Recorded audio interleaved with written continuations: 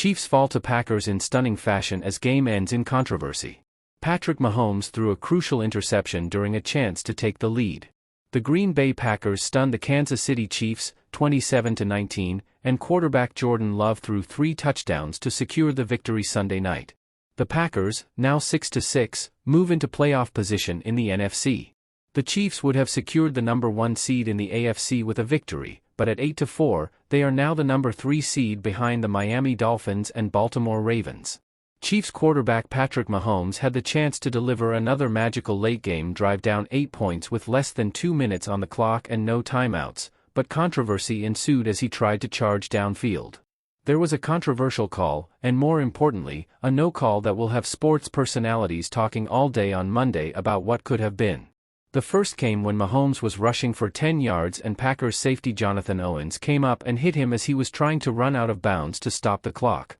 A referee across the field threw the flag for unnecessary roughness, but replay showed that Mahomes was still in bounds when Owens made contact with him. While it shouldn't have been a penalty, the Chiefs moved up 15 extra yards to their 40-yard line with 57 seconds left to play.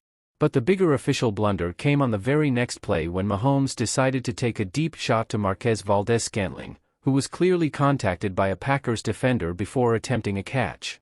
NBC Sports Rules analyst Terry McCauley came on the broadcast to say that it was definitely contact before the ball was catchable and a flag for defensive pass interference should have been thrown. The Chiefs would have had the ball at the 2-yard line with more than enough time to score and attempt a 2-point conversion to force overtime. Instead, Mahomes tried for the end zone on multiple occasions, including a Hail Mary at the end of the game, but all of them went incomplete. Mahomes finished the game 21 of 33 for 210 yards with 1 touchdown and 1 interception. The drives in this game were long ones, and to put it into perspective, each team had just 3 of them in the first half. The Packers cashed in on the first, which lasted almost 8 full minutes to begin the game.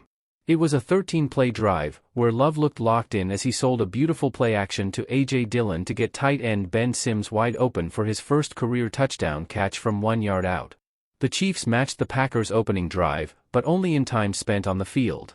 They went over 7 minutes as well, but Mahomes, the least sacked quarterback in the NFL, was taken down twice in the red zone. Harrison Butker was forced to kick a 34-yard field goal to get Kansas City on the board. Green Bay's second drive took half as much time as the first, but the result was still the same. Love was slinging it, using Dontavian Wicks to get into Kansas City territory. A few plays later, Christian Watson was streaking across the end zone when Love whipped it to him for the touchdown. The Chiefs, once again, couldn't find the end zone on its second drive, but it wasn't for lack of trying.